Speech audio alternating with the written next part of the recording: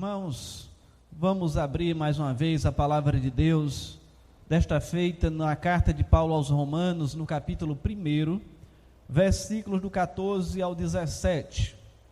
Carta de Paulo aos Romanos, capítulo 1, versículos do 14 ao 17.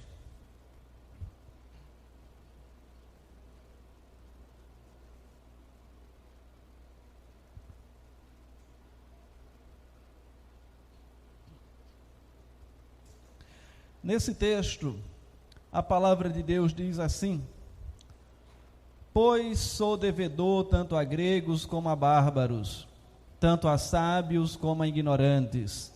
Por isso, quanto está em mim, estou pronto a anunciar o evangelho também a vós outros em Roma, pois não me envergonho do evangelho, porque é o poder de Deus para a salvação de todo aquele que crê, primeiro do judeu e também do grego, visto que a justiça de Deus se revela no evangelho de fé em fé, como está escrito: o justo viverá pela fé. Assim diz a palavra do Senhor. Vamos orar mais uma vez, rogando que o Senhor nos auxilie na exposição da sua palavra. Oremos. Pai eterno, obrigado pela tua palavra que acabamos de ler, e rogamos que o Senhor nos instrua para que sejamos edificados e, consequentemente, exaltemos o teu nome ao aprender do teu evangelho, aprender da tua palavra e viver conforme ela requer. Então, dá-nos a graça de permanecermos fiéis à tua palavra e, nesta hora, nos ajuda, Senhor, mediante o teu Santo Espírito, em primeiro lugar, a minha pessoa para expor a tua palavra, e também aos irmãos, para que possam compreender da tua palavra e o Espírito Santo mesmo aplique-a a cada coração. Em nome de Jesus, amém. Irmãos, quando se examina a carta de Paulo aos Romanos, se percebe desde o início que Paulo evidencia o seu profundo desejo de estabelecer uma relação bem próxima com aqueles que seriam seus leitores. Nestes versículos que fazem parte da introdução da carta, introdução esta que compreende do versículo 1 ao 17, eu já falei isso aqui em outras oportunidades e repito agora. O pastor comentarista chamado John Stott, ele os divide em 3 partes. A primeira, do versículo 1 ao 6, onde ele denomina de Paulo e o Evangelho. A segunda, dos versículos 7 ao 13, onde ele denomina de Paulo e os Romanos. E a terceira, compreende dos versículos 14 ao 17, onde ele denomina Paulo e a evangelização. Sobre Paulo e o Evangelho e Paulo aos Romanos, nós já pregamos aqui. E hoje vamos então tratar dessa terceira parte, Paulo e a evangelização. Assim, Paulo, depois de apresentar-se, incluindo nessa apresentação, o seu apostolado e sua forma de entender o Evangelho, depois de escrever isso, ele agora passa a tratar de uma questão ampliada de como ele entende o Evangelho, mas especificamente destacando ou fazendo 3 declarações bastante fortes. A primeira ele diz: sou devedor, no versículo 14. A segunda, no versículo 15, ele diz: estou disposto. E a terceira, no 16, ele diz: eu não me envergonho do Evangelho. E por que estas declarações, elas são tão impactantes? Porque elas são totalmente contrárias à atitude de muita gente que vive neste mundo hoje, se dizendo muitas vezes crente, mas que não tem a mesma liberalidade, ou disponibilidade, ou pensamento, ou entendimento do Evangelho que Paulo tinha. Muitos hoje em dia tendem a encarar a evangelização como uma opção extra. Acham que estão, muitas vezes, até prestando um favor a Deus, Paulo, porém, ele fala na evangelização como uma obrigação que ele tinha a cumprir. Um sentimento, então, que se vê distante de alguns nos nossos dias. Paulo, ele procura fazer isso não com relutância, mas com entusiasmos. Muitos de nós hoje teríamos, talvez, de confessar com honestidade que nos envergonhamos do Evangelho e por isso não o proclamamos. E Paulo declara não se envergonhar do Evangelho. E bem que Paulo, se formos olhar o seu contexto, ele poderia ter motivos humanos para se envergonhar do Evangelho, para relutar. E quais seriam esses motivos? Olhando para a própria cidade de Roma, Roma era o símbolo de orgulho do poder imperial. As pessoas falavam nela com respeito, todo mundo esperava um dia visitar Roma, pelo menos uma vez na vida, a fim de vê-la e admirá-la. E Paulo agora, ele escreve para os seus interlocutores, para os irmãos ali de Roma, não desejando visitar a capital do império como um turista, mas como um evangelista. E para pensar que tinha algo a dizer que Roma precisasse ouvir. Pois ele diz, eu quero ir aí falar do evangelho para Roma, depois eu quero que vocês me enviem para a Espanha, de forma que alguém poderia dizer, mas quem é Paulo para querer vir na capital do império ensinar alguma coisa? Paulo não era aquela pessoa que humanamente ou fisicamente, pelo menos a tradição, a história vai dizer que ele não era uma pessoa muito afeiçoada. Ele era baixinho, nariz pontiagudo, diz que careca. Então não era alguém que dissesse, esse vai provocar um impacto aqui de chamar a atenção inicialmente. Mas Paulo não estava ali para falar de si mesmo, ele estava ali para falar do Evangelho. De forma que ele entendia então que era devedor, que estava disposto a proclamar o Evangelho e de que não se envergonhava desse Evangelho. Mas então, qual era a fonte de tanta perspicácia, de tanto entusiasmo que Paulo tinha pelo Evangelho? E ele então vai apresentar as razões. E é por isso que eu quero compartilhar com os irmãos nesta noite o seguinte tema: Paulo e o seu entusiasmo pela evangelização. Paulo e o seu entusiasmo pela evangelização. E Paulo, em primeiro lugar, era entusiasmado pela evangelização, porque o evangelho é uma dívida para com o mundo. Porque o evangelho é uma dívida para com o mundo. E, segundo o mencionado antes, comentarista chamado John Stott, ao comentar esse texto, ele vai afirmar que existem duas maneiras de alguém se endividar. A primeira é adquirir dinheiro emprestado de alguém, de uma instituição bancária, um financiamento, alguma coisa desse tipo, se fôssemos contextualizar. A segunda é quando alguém nos dá a condição de portador, quando vamos entregar um valor a uma terceira pessoa. Suponhamos que está aqui André e ele deve R$1.000 para o presbítero Edilson. Deve não, aqui é só uma suposição, tá bom? Mas ele me entrega esse valor para eu passar para Edilson. Então, na verdade, André não está mais devendo a Edilson, quem está devendo agora sou eu, porque eu estou com essa incumbência de repassar esse valor. E é nessa perspectiva que Paulo, então, ele coloca que é devedor.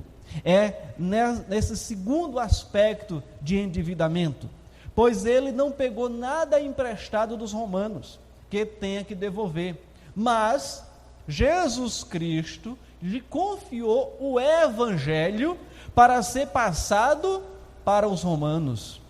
Várias vezes em suas cartas, ele fala como o Evangelho lhe foi confiado, de como ele era encarregado de anunciá-lo. Então ele se torna devedor neste sentido, presbítero Edilson. De forma que ele diz: eu recebi de Cristo essa incumbência de proclamar o Evangelho, seja para os romanos ou para quem quer que fosse, de maneira que ele se tornava devedor àquelas pessoas de cumprir o que Cristo tinha lhe incumbido de fazer. E é verdade que essa analogia ou essa metáfora teria uma relação maior com a mordomia cristã, com a administração, mas trazendo para esse contexto, a ideia é a mesma, não é diferente, pois foi Jesus Cristo, conforme já dito e repito, que fez Paulo devedor ao confiar-lhe o Evangelho. Agora Paulo tinha uma dívida para com os seus interlocutores. Como apóstolo dos gentios, ele tinha uma dívida particular com aqueles que não eram judeus. E quando ele expressa então no verso 14, eu devo tanto a gregos como a bárbaros, tanto a sábios como ignorantes, é o que ele expressa aqui. E quando ele faz essa classificação, pode ser que os dois pares das palavras, quando ele fala aqui, gregos ou bárbaros, sábios ou ignorantes, esses dois pares indique não necessariamente um contraste, mas talvez apenas uma pequena diferenciação entre essas pessoas que faziam parte do mesmo grupo, ou em relação à nacionalidade, cultura, linguagem, algo desse tipo. Mas independente disso, independente de nação, independente de intelectualidade, ele simplesmente diz que é devedor. Ou seja, qualquer pessoa que tivesse a necessidade de ouvir o Evangelho, ele entende que era devedor àquela pessoa. E é nessa perspectiva. E nós também, irmãos, de semelhante modo, somos devedores para com o mundo, ainda que não sejamos apóstolos. Se o Evangelho chegou até nós, como de fato aconteceu, não temos o direito de guardá-lo só para nós. Ninguém pode reivindicar uma particularidade do Evangelho. O Evangelho é nosso, mas é de todos aqueles que têm o direito de receber esse Evangelho, de ouvir esse Evangelho. E a boa nova de Deus, ela é para repartir. Não podemos ser egoístas. É nossa obrigação fazê-la conhecida de outros. E esta é a primeira motivação de Paulo. Ele estava ansioso porque ele estava endividado e queria pagar a sua dívida. E em qualquer lugar do mundo, deixar de pagar uma dívida, é considerado vergonhoso. E nós também deveríamos estar ansiosos para pagar essa dívida que o Senhor nos incumbiu de pagá-la. E nós somos então desafiados, nós que aqui estamos, você que está na sua casa, em primeiro lugar, entender realmente o conteúdo desse Evangelho. E depois, entendendo esse conteúdo desse Evangelho, proclamá-lo àqueles que estão à nossa volta. E só para deixar claro qual é o conteúdo do Evangelho. O conteúdo do Evangelho, ele vai demonstrar a necessidade que nós temos de reatar o nosso relacionamento com Deus. Ser humano, criado em estado de perfeição, pecado ingressa no mundo. O ser humano perde esse estado de perfeição. Antes vivia em comunhão diária com Deus. Lembram-se do texto de Gênesis? Pela viração do dia, o Senhor vinha até o jardim plantado no Éden e ali conversava face a face com Adão. Depois do pecado, foi o que aconteceu? Esse diálogo foi extinto, foi rompido. E o que é que Jesus faz? Ele agora vem para restabelecer esse diálogo, restabelecer essa comunhão. Sem esse restabelecimento, o ser humano ele permanece separado de Deus. E essa separação ela perdura a vida toda, mas ela transcende, ela ultrapassa o lado da vida.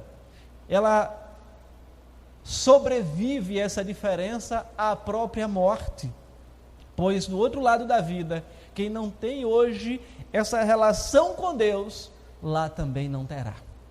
E qual é então a mensagem do Evangelho? Quais são as boas novas?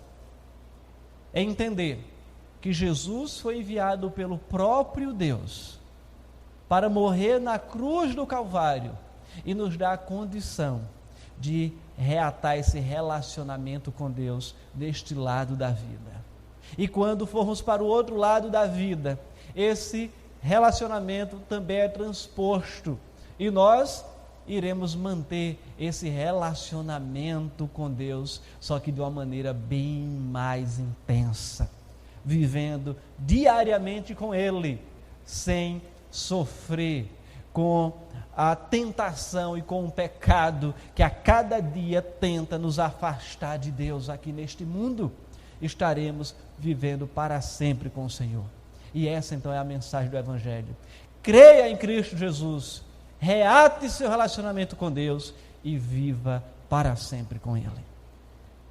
E nós que já reatamos esse relacionamento com Deus, temos então a obrigação, somos devedores de levar essa mesma mensagem para outros que ainda não reataram esse relacionamento com Deus.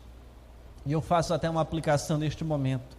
Se você está nos acompanhando agora pelo YouTube e não reatou esse relacionamento com Deus, ainda não confessou que Jesus é seu Senhor e Salvador, que o faça hoje, que o faça agora, que você faça uma oração dizendo: Senhor, vem morar no meu coração, eu quero ter um relacionamento íntimo, pessoal com o Senhor nesta vida, porque do outro lado da vida eu quero permanecer em comunhão com o Senhor. Faz isso, faça isso e ore dizendo: eu peço isso em nome de Jesus. E ao fazer isso, Paulo, ao entender isso, ele era entusiasmado pelo Evangelho, entusiasmado pela evangelização. E a segunda razão pela qual ele era entusiasmado é que o Evangelho, ele é o poder de Deus para a salvação, para fazer isso que eu acabei de explanar para vocês. Paulo agora no versículo 16, ele diz: pois não me envergonho do Evangelho, porque é o poder de Deus para a salvação de todo aquele que crê, primeiro do judeu e também do grego. Alguns comentaristas acham até ofensiva a ideia de que Paulo pudesse envergonhar-se do Evangelho. Por isso, alguns afirmam que essa colocação de Paulo tinha um sentido meramente retórico, pois não consistia em negar ou ponderar que ele poderia negar o Evangelho. Mas, certamente, essa tentativa de alterar a afirmação de Paulo, embora seja gramaticalmente permitida, ela não estaria teologicamente correta. O próprio Jesus advertiu aos seus discípulos para que eles não se envergonhassem dele, o que indica que sabia que eles poderiam fazê-lo. Tanto poderiam que Pedro fez, com temor, ou para não dizer: eu não sou um dos seguidores dele, e ele negou o Senhor Jesus. Stott cita que certa vez, ouvindo um pregador chamado James Stewart, pregando nesse texto, ouvindo ele comentar com muita percepção, dizendo que não haveria sentido algum Paulo afirmar que não se tem vergonha do Evangelho se não existe a possibilidade dele de fato ter. E sem dúvida, Paulo conhecia essa tentação. Ele escreveu aos Coríntios dizendo que fora até eles em fraqueza, temor e com muito tremor. Mas então, como Paulo superou essa possível tentação de envergonhar-se do Evangelho? E como nós podemos superá-la também, se porventura ela vir até nós? Segundo o apóstolo, é lembrando que essa mesma mensagem, que algumas pessoas desprezam em virtude da sua fraqueza, é na verdade o poder de Deus para a salvação de todo aquele que nele crê. E como é que nós sabemos disso? Como é que nós sabemos desse poder? No final das contas, só depois de termos experimentado seu poder salvador em nossas próprias vidas. Se Deus já nos reconciliou consigo através de Cristo, se perdoou os nossos pecados, se nos fez seus filhos, nos deu o seu Santo Espírito, começou a nos transformar e nos tornou parte da comunidade cristã, então é assim que podemos participar do poder do Evangelho e não se envergonhar deste Evangelho também. Ou seja, eu entendi o Evangelho, eu experimentei o Evangelho e eu não me envergonho do Evangelho, porque ele é o poder de Deus que transformou a minha vida e pode transformar a vida de tantas outras pessoas, como de fato tem transformado. Além do mais, já foi dito e repito, que o Evangelho é o poder de Deus para a salvação de todo aquele que crer. O texto diz, primeiro do judeu, depois do grego. Ou seja, o grande nivelador é a fé, que salva e que é a resposta exigida para o Evangelho. Afinal, todos que são salvos são exatamente da mesma maneira, pela fé. E isso vale tanto para judeus quanto para os gentios, conforme Paulo coloca aqui, ou gregos. Ou seja, não existe distinção entre eles no que diz respeito à salvação. Quando Paulo diz primeiro do judeu e depois do grego, a prioridade que ele coloca aqui é apenas uma questão teológica e histórica, porque o Senhor historicamente escolheu a nação de Israel, quando você olha no Antigo Testamento para manifestar a sua glória. Mas depois em Cristo Jesus, o privilégio agora não está restrito à nação de Israel, é para todos aqueles que nele crê. O texto é claro e já definiu isso. E olhando então para essas afirmações pessoais de Paulo aqui encontradas, nós vemos então que seu desejo de evangelizar provinha de dois fatores: o reconhecimento de que o Evangelho é uma dívida não paga para o mundo, conforme nós vimos no primeiro ponto, e de que ele é o poder de Deus para a salvação, que estamos vendo agora. O primeiro lhe despertava um senso de obrigação, e ele havia sido encarregado de proclamar essas boas novas, essa salvação. E o segundo é o senso de convicção. Se eles já eram salvos pelo Evangelho, este Evangelho proclamado por meio dele iria salvar outras pessoas. E ainda hoje o Evangelho é ao mesmo tempo uma dívida a ser saldada e um poder a ser experimentado. Nós, depois de compreendermos e vivenciarmos essas verdades, é que poderemos dizer como Paulo: não me envergonho do Evangelho, sou devedor e por isso estou disposto a pregar o Evangelho ao mundo inteiro. Então essa era uma outra razão pela qual Paulo era entusiasmado pela evangelização. Em terceiro e último lugar, Paulo era entusiasmado pela evangelização, porque o Evangelho, ele revela a justiça de Deus, ele manifesta a justiça de Deus. Vejam o versículo 17, visto que a justiça de Deus se revela no Evangelho de fé em fé, como está escrito, o justo viverá pela fé. Texto magnífico, estudado por Martinho Lutero, quando ele passou a entender a palavra de Deus e na sequência foi dado o pontapé da reforma protestante. Percebe-se, irmãos, a lógica da afirmação de Paulo nesses versículos: não me envergonho do Evangelho, porque é o poder de Deus para a salvação, porque no Evangelho é revelada a justiça de Deus. Ou seja, a razão pela qual o Evangelho é o poder de Deus para a salvação é que nele se revela a justiça de Deus. Vamos entender melhor isso. É necessário então entender que quando se olha para esse texto, que é uma reprise do que está lá em Abacuque 2,4, o justo viverá pela fé, muitos comentaristas chamam em especial os versículos 16 a 17, de um texto do qual o resto de Romanos seria a exposição. E eles certamente são cruciais para o entendimento e compreensão de toda a carta.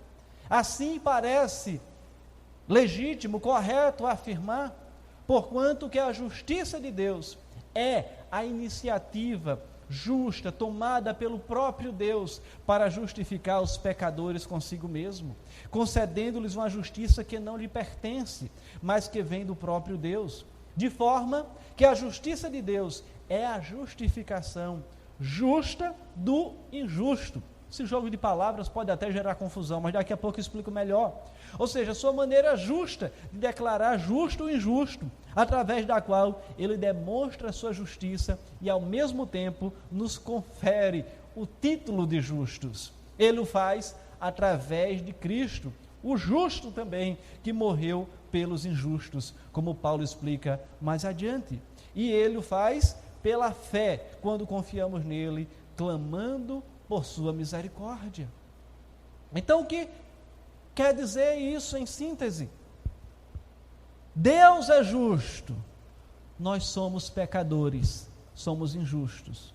Um pecador, um injusto, ele não pode se relacionar com Deus, porque Deus é santo, ele não admite pecado e ele não quer estar convivendo com pecadores.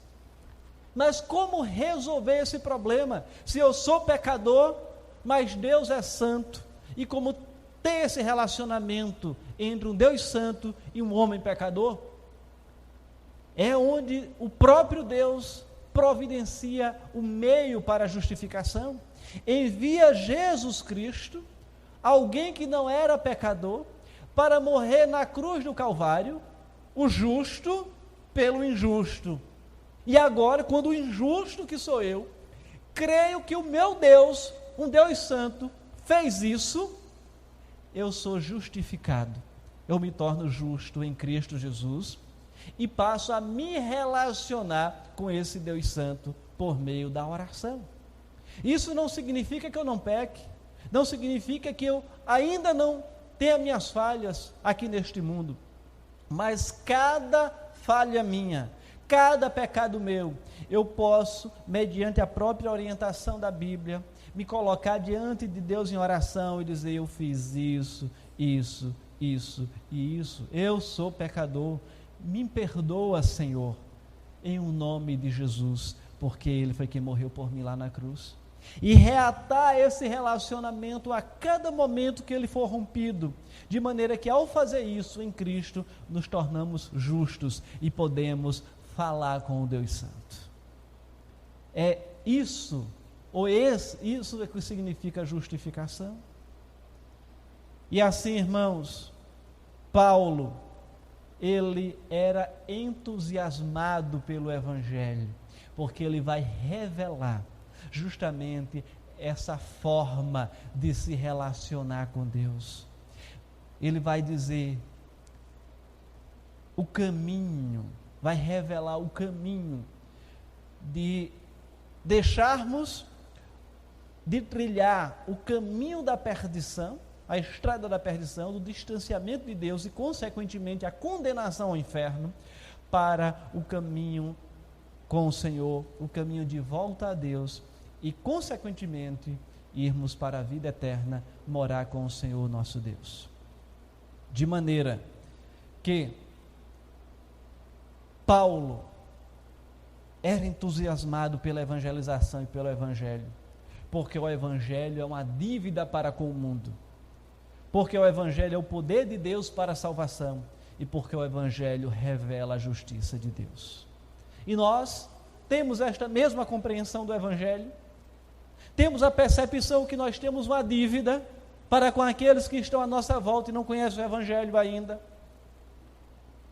Lógico, se a gente já conhece o Evangelho, se não conhecem, você que está nos acompanhando nesta noite teve a oportunidade de entender o que é o Evangelho, de entender o que é a justificação, de entender o que Deus em Cristo Jesus fez por você, fez por mim.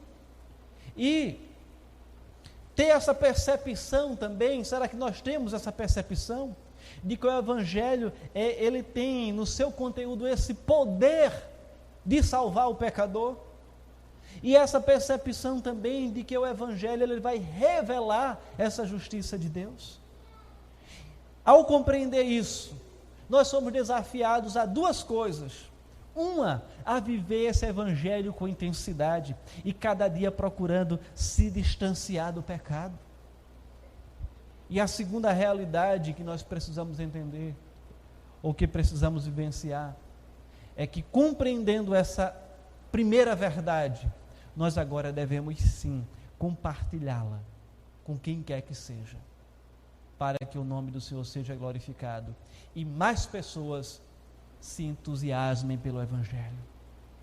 Nós somos apaixonados pelo Evangelho, somos entusiasmados. Se não, olhemos para Paulo, que ele nos traz uma inspiração para também nos entusiasmarmos pelo Evangelho. Que o Senhor nos abençoe e nos faça alguém que ama esse Evangelho, que proclama esse Evangelho, mas que acima de tudo vive esse Evangelho para a glória de Deus Pai. Em o nome de Jesus. Amém. Quero convidar você a orar nesse instante, aonde você estiver, que você feche os seus olhos e possa refletir sobre essa realidade do Evangelho. Se você ainda não crê nesse Evangelho, que você possa fazer uma oração dizendo: Senhor, eu quero hoje, nesta noite, me entregar a minha vida ao Senhor, e eu quero crer neste Evangelho, para eu ter a minha salvação em Cristo Jesus. Se você já crê neste Evangelho, mas não é o entusiasta, você não está entusiasmado com ele, que se sente que ao fazer isso, está em pecado, que possa também orar ao Senhor e dizer: Senhor, transforma o meu coração, transforma a minha vida, me faz uma pessoa entusiasmada pelo Evangelho, como foi o teu servo Paulo. Que esse seja o teor da nossa oração. Vamos orar. Pai eterno, estamos diante de Ti nesta hora.